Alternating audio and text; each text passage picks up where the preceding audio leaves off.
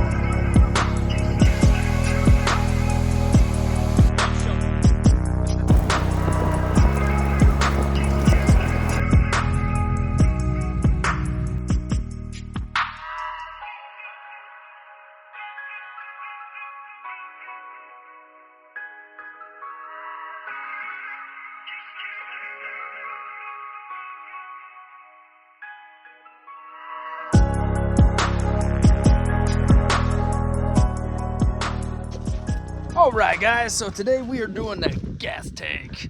So this is what I'm thinking we should do with the gas tank. So what I'd like to do is get this tank back here.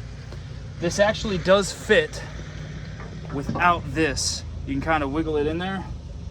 So I'm hoping I can figure out a way to get it all the way back in there because it would sit perfect. Okay, so there's no way I'm gonna get that tank in here. It is too thick. It comes up to about basically right at this line up here. So, oh, there we go. It basically comes up right here. So this whole thing under here is too much. This lip could get cut off, but then you'd have to get past this lip. So I don't see that really happening. I mean, that is firm. So what I was thinking though, because I wanted the sending unit to be basically right here because it would fit perfect. And then I can use a fuel tank strap and just go across the top of it, boom, and pin it down and it'd be golden. But what I think I'm gonna have to do, and what my thought is that I'll actually notch this out to here, basically to the back of this, and then cut across, or I won't cut across here. I'll use a line here and a line here, and then that'll essentially be a hinge. If it doesn't stay there, then I can cut this and actually put a hinge on it. But then I'll actually have a sending unit access point right here. And the cool part about that is I can actually just take a piece of metal and then have like pins or bolts or something that go in on either side to hold it down. Some kind of latch or whatever to reinforce this metal that I'll cut, and then also have it kind of be like a hinge, you know? So that way I'll just have access to that and it'll sit right back in here because it fits perfectly in here, only comes out to like right here when it's all the way in there. So still have a little bit of trunk space and all that other stuff when I get this fixed and put back in. So yeah, that's what I think I'm gonna do. I think I'm gonna have to notch that out. So time for some cutting.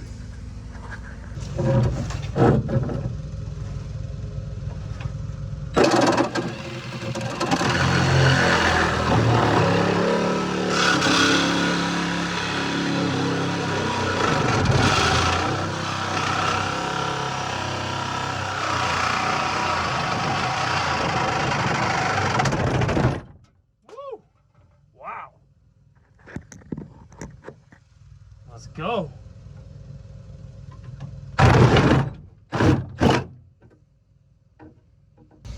Well, that actually worked out. I didn't actually quite get all the way through that, which ends up being all right. Maybe I'll put some like JB Weld or fiberglass crap right there. Silicone, I don't know. It's not like it's waterproof anyways. So I actually did just cut this, right? Obviously, you saw that. I might come in here and smooth that out. But that actually was a lot further down than I thought it was back there. And this slides in almost perfectly So I might have to figure out how to get that through. I'm hoping I don't have to cut this. It'd be ideal if I don't. So we shall see. All right, not sure if you can see it really well, but that hole back there at the slit, because of that corner, this railing actually needed to go into that. But that slipped in quite nicely, and it's sitting almost perfect in there. So now I just route the fuel lines back around, out that vent, and to the fuel pump. Okay, so it's actually, I think it's gonna work. I just need to now get a strap so I can drill it in, buckle that down, but it's pretty dang firm in there. I mean, it's not moving, but I mean, a little bit. So I need to get a front strap on that. And I think the back corners will hold that down back in there. And I have the hoses wrapped, not kinked, but wrapped through and going out there. Said that weird, out there.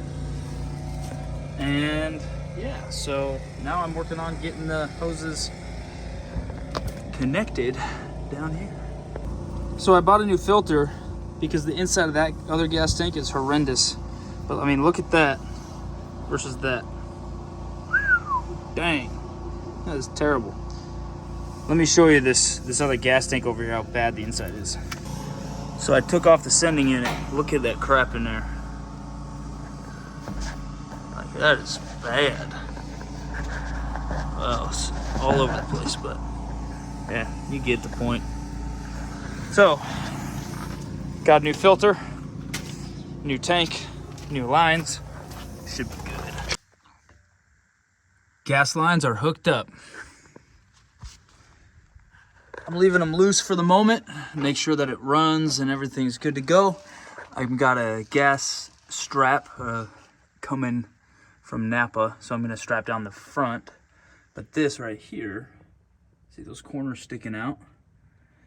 That should hold down the back once the gas tank strap is installed. So that'll be a solid fit. And then, yeah, brake line's also a little loose here.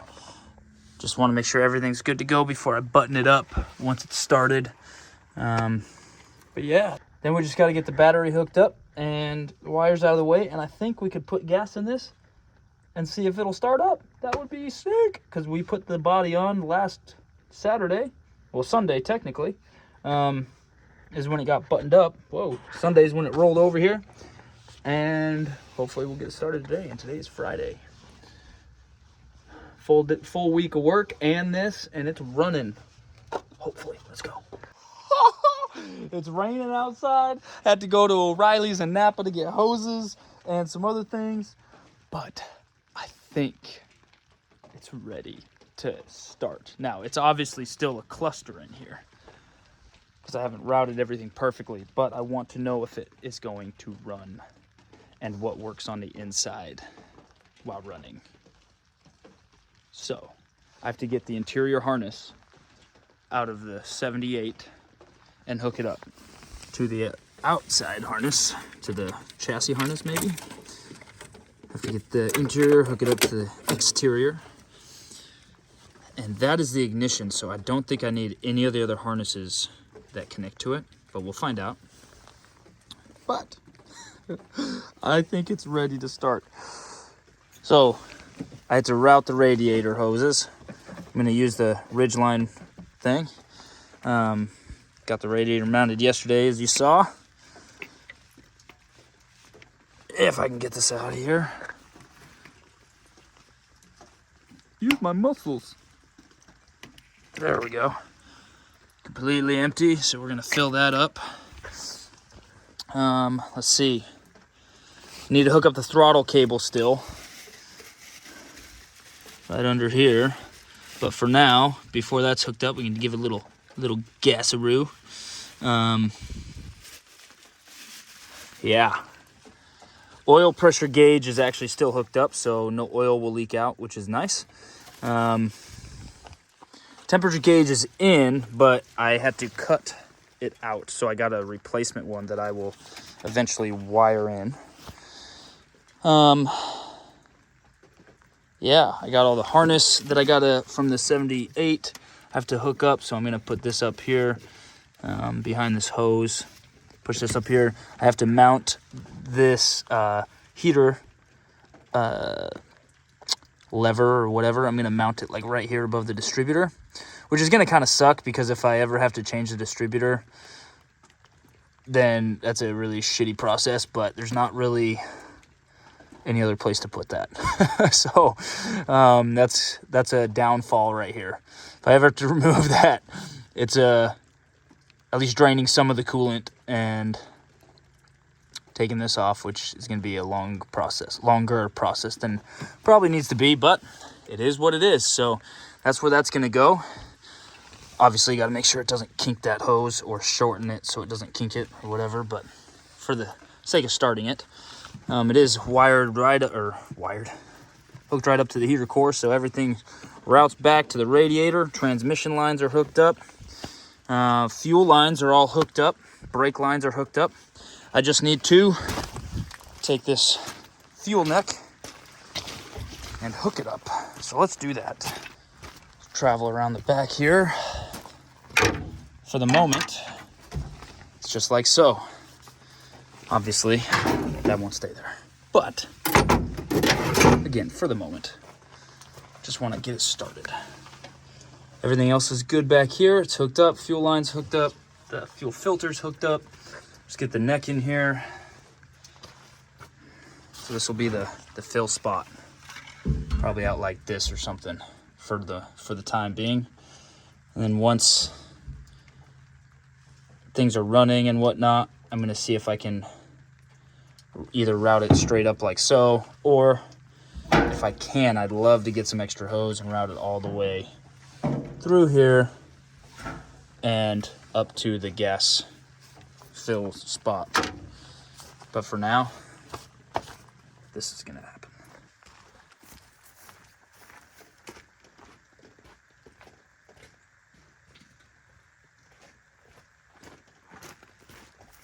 Let's put some gas in it. I know what the problem is.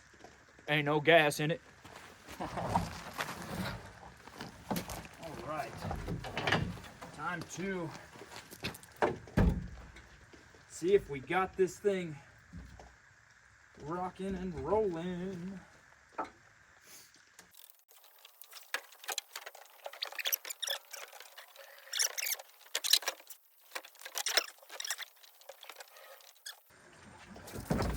Oh,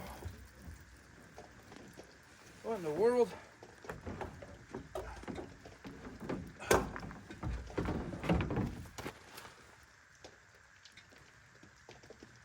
Wow, I just got gas everywhere.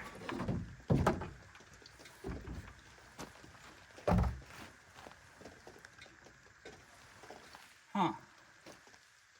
Well, that's not good. Okay, as you saw, that came out everywhere. Now, the thing is, I did not realize that this gas tank does not have a vent on it. You kind of need one of those. So I've been looking stuff up, trying to figure out, because I did all this stuff to fit this tank. I would really, really like to just use this tank. But the problem is, there's no vent. So, it's frustrating. So either I have to figure out how to vent this one tank, or get a different tank. Oh, that's frustrating. So frustrating. So it won't be starting today. I mean, I might just try to start it, because it can suction through this. You can get pulled through there, air. So maybe I'll try to start it, see if it'll actually start, or crank over and all that. And if it does, just need to get a gas tank that'll function and line everything else up, and it should be good to go. Oh, problems. Oh, that's frustrating though. That is frustrating, but what are you gonna do? Doing something that, and I just missed it. I just missed that thing. It happens. All right, let's do this. Let's get the battery interior harness hooked up. All right, I put this cluster of wires right there in the rain. Hopefully it stays dry, but basically, whoa. Let's put this cluster of wires here. Hopefully they stay dry, but hopefully it at least cranks. That's all I'm hoping. So I got all this craziness. All I want is to know if it'll crank. That's literally all I want to do. So I got to replace that friggin' gas tank or figure out how to vent it, and then get all this stuff going. So I got to pull that off, see if it'll actually crank, pull in air, do all that good stuff. So let's do this. Hopefully this battery's not dead. That's the other thing here. Okay. Moment of truth. Dun, dun, dun.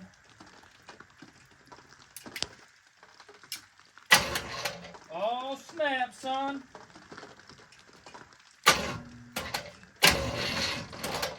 Battery's totally dead, but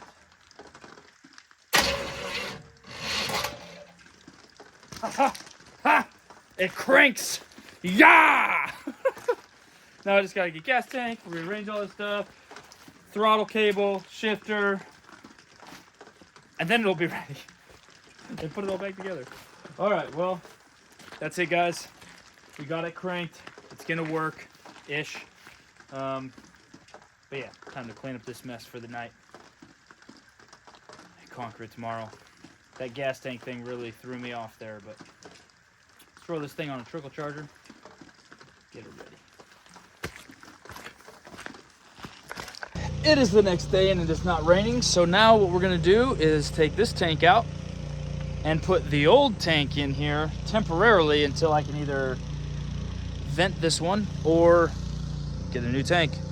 That being said, it's not raining today, so hopefully we'll get this switched out relatively quickly. And then the battery's been on the trickle charger all night, so hopefully we'll be able to get it cranked over and actually start it today. That would be sweet. So let's do this. All right, old tank is in temporarily until we can get this thing figured out. But the old tank is in. We're gonna try filling it up. Everything should be good to go. We're gonna try filling that up and then starting her up. Let's do this. Okay, it's all hooked up. Now's the time. Hook up the battery and see how it goes. Okay, here we go. Here we go. Oh, why would it do this? It said that battery was good. Okay, so I guess what we're gonna do, it's either not connected very well, or we need to hook up the truck. That's what we're gonna do. That battery, who knows, maybe it's bad. I mean, it is like 3 years old. Yeah, this time the battery's hooked up.